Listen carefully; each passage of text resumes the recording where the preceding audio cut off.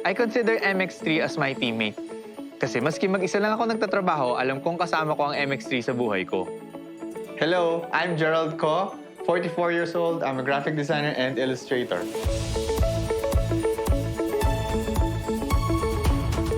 Malaki talaga natutulong ng MX3 sa trabaho ko. It helps me become more productive and churn out better quality work for my clients. Based kasi sa research na basa ko, it helps avoid yung pain sa kasukasuan, ganyan sa likod. At least you are able to focus more on other things like this one, the work here. When I know na I have a heavy day, I make sure na I take MX3.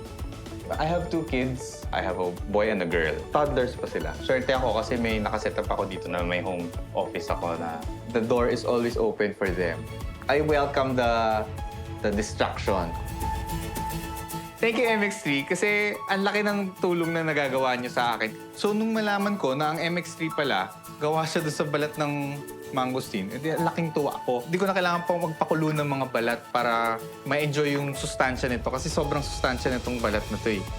I'm grateful every day na nakakatrabaho ka tapos kasama mo yung kids, di ba? So, thankful lang talaga ako. As in, grateful ako for this life. MX3, tunay, natural, at original. Siyempre, MX3.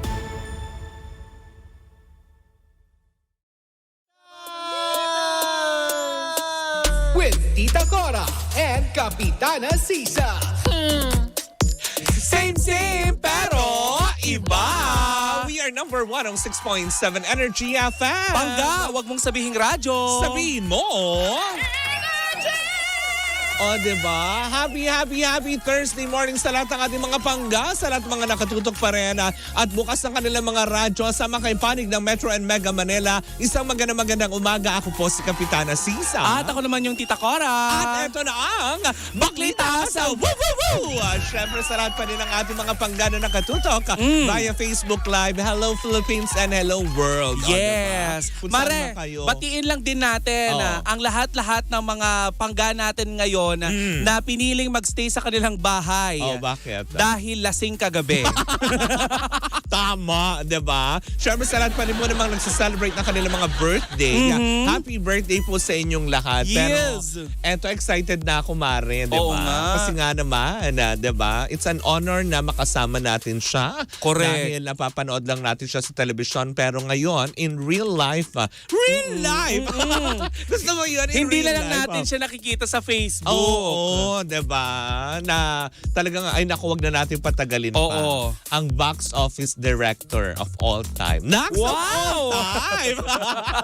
Kasi mangyayari na yan, diba? Oo. Wag na natin patagalin pa. None other than Direk Daryl Yapa. Palakpakan natin. Correct. Hi, Direk. Good morning. Good morning, Direk. Hi sa inyong dalawa. Hello. Ayan. Kumusta, Direk?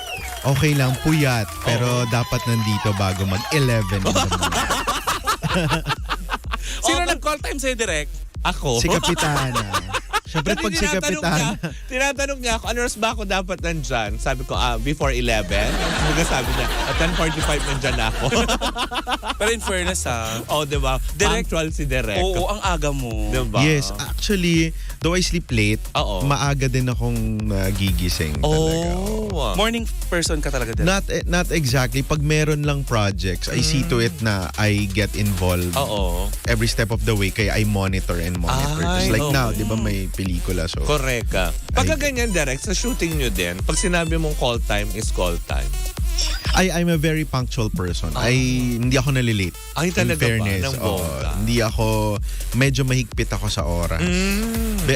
Dahil ang nanay at tatay ko ay mga teacher. Oo. Kaya Diba? pala. So, kami, sa aming dalawa lang kami magkapatid kami ay very very sensitive sa oras. Kaya isa yan sa alam ng mga nakakatrabaho ko sa showbiz. Ako, very strict sa oras. Okay.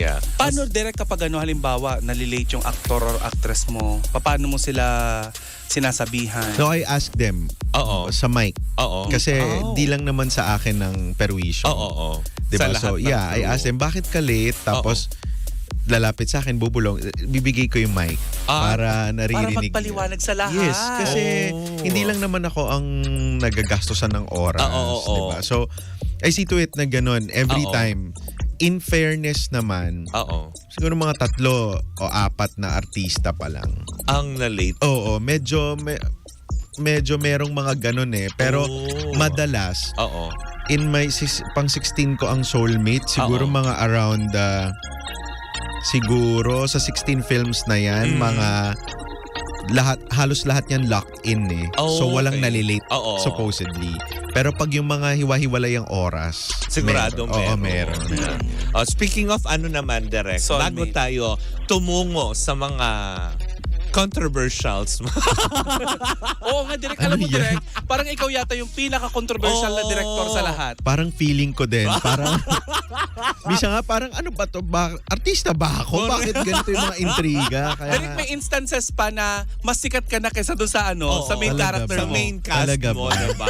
Nako. Eto na, bago tayo tumungo sa ibang mga kontrobersiya, Direk, of course, ngayon, showing na ang Soulmates Yes. na third film mo with Kim Molina and Gerald Napoles. Yes, Tama, yes, diba? yes, Kasi yes. the first one is Jowa Balls, tapos pangalawa is Babaeng Walang Pakiramdam. and this is the third one. And lahat naman yon nag-hit talaga sa takilya. Correct. So, Direk, eto na.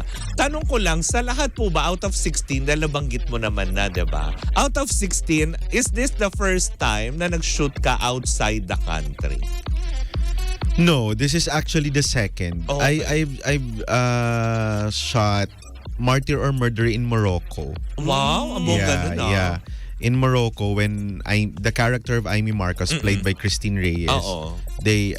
she went to Morocco. So half of the film, I shot in Morocco. So so Korea's my second. Oh, so Yeah. pangalawa ito. Yes. Direk, may follow-up question ako dyan since nag-shoot kayo sa sa Korea. Yes. Totoo ba na gumastos kayo ng 2.5 million pesos sa isang location nyo sa sa Korea para dito sa Moving Soulmate?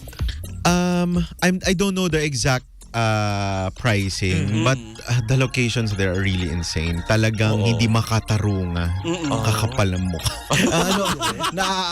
Sobra. Isang location, 1 million. Facade ito ha. We're talking about facade. Outside of the building.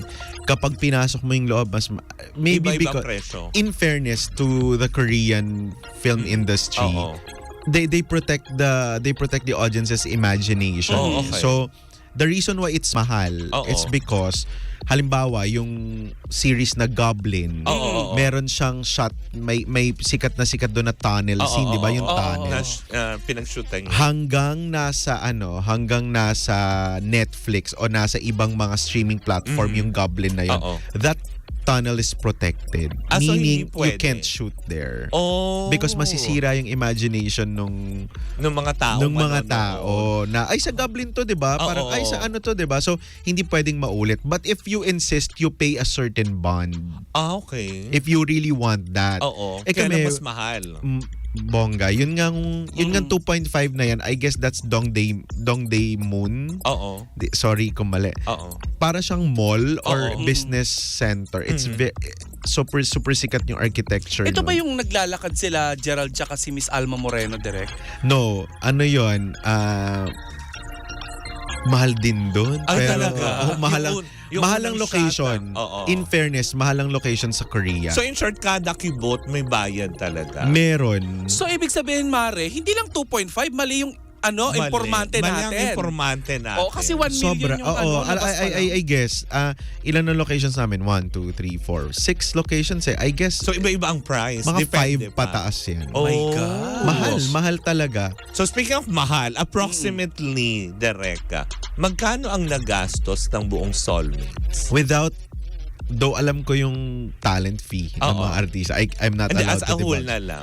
No, the production really is around 10 siguro. Oh. Because aside from, we are getting support from the Korean film industry. Yes. Yung mga subsidies yan eh, in fairness to them. And Viva naman was very, generous when it comes to the film. Kasi it was supposed to be filmed mga 3 to 4 years ago. So, medyo napaghandaan naman ito. So, yun nga, nasa 10 siguro yung production na yan. I'm not yet sure. Hindi ko na busisi. Pero mala-mala. Oo. Tapos yung 10 na yun, baka nabawasan pa yun. May subsidy, merong exemption from Korea. So Yes. that thing I'm not. Direct susundutan ko lang yung tanong ni Kapitana Sisa. Bukod sa budget, ano pa yung mga naging struggles nitong movie sa pagbuo nitong Soulmate? I've written Soulmate 2021 eh. Pandemic time. Yeah, tapos nabago na nito because whenever I write talaga, I mold it sa present time, sa mga artista, ganun. Basically, the struggle was to get the schedule of Kim Jae and my schedule to sync. Yun ang siguro ang pinaka naging mahirap. Plus, we were not that okay with, I'm not that okay with, I can say with Gerald kasi and we talk often. We chat often. But me and Kim, parang nagkaroon kami ng konting gap. I can't say na nag-away kami because Kim naman is not like that. Especially to me. Pero nagkaroon kami ng yun ang parang naging pinaka struggle ng Viva. I remember birthday ni Boss Vic, ganyan. Sobrang awkward namin Alam ni ng Kim. publiko yan, direct, na nagkaroon kayo ng gap? Parang during the campaign, that's what I know kasi parang the kakampings, they're on side kay Kim. They're telling Kim na you better tell your director to shut up, something like that. So, alam ko parang aware naman sila. Hindi ko lang mag-grasp kung anong gusto nilang gawin naming dalawa. So, pero alam ko, yan din ang naging dilemma ng Viva to finally fix us, to have a harmonious working relationship. So in short, direct, ang isang direct Daryl Yap is kapag ka may pinaniniwalaan, hindi ka mababago o maiimpluwensyahan ng ibang tao. Yes, I'm like that. Aside from being opinionated, I'm really, one thing about me, I'm really courageous. I'm really brave. That's one trait that I'm really proud of. Minsan nga kahit mali na, mapanindigan mo. Alam mo yung gano'n? Wala na, nandito na, kailangan mo ng panindigan to. So, ako naman, when I'm wrong, I'm brave. Pero imagine me when I'm right. Diba? So, yun lang yung kilala ko ng mga kaibigan ko, kahit nila Kim. So, ang maganda rin kay Kim during that time, she remained very, very quiet. I appreciated her. Sobrang appreciation. Dahil kung sakali pa lang may mga pahapyaw, talagang puputo ka rin. No, parang feeling ko imposible. Okay. Ako sa kanila, nung nag-usap kami ni Kim, actually, nung nauna naming i-shoot ang Korea eh. Direct. Nung nasa Korea kami, hindi pa namin pinag-uusapan, ano ba nangyari sa atin? Something like that. When we got the chance to talk to each other during the breaks in the Philippine shooting, doon kami parang nag-iyakan kami. Na-miss namin yung isa't isa. Ito yung nangyari, ganito yung nangyari. Kasi eto, asawa to ng kaibigan ko. Ito naman, ganyan-ganyan. So sabi ko, okay. Pero ang maganda doon, all of my friends, especially the first artist, the first set of artists I've worked with, lahat na intindihan nila. I'm a very trabaho person. Correct, work is work. That yun yung sa akin. So they know my how my system works. So in fairness, feeling ko walang parinigan. Parang nagtaka lang kayong parehas na tipong, out of nowhere, bigla na lang hindi kayo nag-usap. Oo, kasi parang when the campaign started, she was campaigning for Lenny during that time. Kasi nasa kabilang side. Yeah, I'm running a parallel campaign with Amy Marcos. So sinabi ko naman sa kanila mga friends ko, you'll never see vote for BBM on my wall. I'm not paid to do that. Sabi ko. They have to pay me for me to post something like that. So I don't have anything like that. Pero syempre ang mga friends ko, kahit na hindi ka mag-post ng ganon. So kami, ramdam nila. Very quiet yung mga real friends ko because they know that for me it's work. And not all people will understand. Hindi maintindihan yon ng lahat ng tao. At aware naman ako doon na hindi ako maiintindihan ng lahat. Hindi naman ako para magpaintindi. Nangyari din kaya sa amin yan, direct. Talaga ba? Yung during the election, yung hirap na hirap kami magsuot ng pink, mahirap na kami magsuot ng ibang kulay Ng na red. sa kanila. Saka almost half of my Facebook friends, direct. parang nawawala sila. O, Ganun diba? ba? Oo. Yung dating gusto magpautang, ngayon hindi na. Pero eto na, in connection to that naman, na, di ba, since nagka-okay kayo, first choice mo ba talaga si Kim tsaka Gerald? It was for them. Oh! When Viva is asking me to do a movie, Oo. I write for the artist. I don't have existing scripts. Okay. I only have existing concepts. Tapos kanino mo bibigay to? Okay, para kanino ba yan, Kim J? Okay, i-tailor-made natin Oo, sa kanila yan. That's why my contract with Viva is I cannot direct what I don't write. Okay. So lahat, So walang audition dito, direct. Akong ganun. Talagang handpick. Kaya yung mga intriga na Yung may nagpa-audition daw. favoritism. Oo, may ganon. Binibigay lang ng Viva may yan. mga pabor-pabor Oo, wala, na nauuso. Yeah, binibigay lang ng Kaya Viva. Bagay. Kaya pala recently, direct, may post ka regarding dyan sa mga artista. Totoo, hindi ko naloka ko. Well, siguro, yun yung kalakaran. Yun nga yung sinabi ko sa post, Oo, diba? oo. Siguro yun yung kalakaran. Kasi ako, nagdadahan-dahan ako Oo. magsalita. Maligayang panonood po sa KBP at saka sa MTRCB na ito po ako, dahan-dahan ako nagsasalita. Sige, direct, may bleep sound naman kami. Okay. Pwede ko pong i-off yung mic. hindi ko basta yun, nagulat lang ako na gano'n.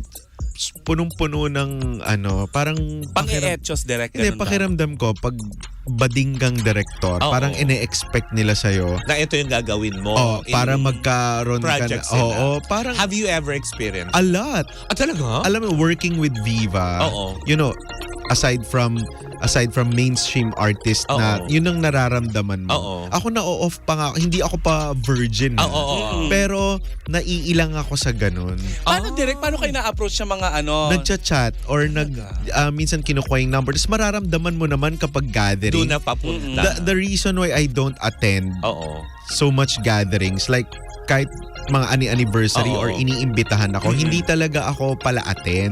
Talaga? Hindi sa social media kasi mukha akong outgoing, Oo, mukha oo, akong nga, aggressive. direct. ganyan. Correct, diba? Pero sa totoong buhay, Taong bahay ka, direct? taong bahay ako, Oh. walang bintana ang kwarto ko. Really? Oo, madilim.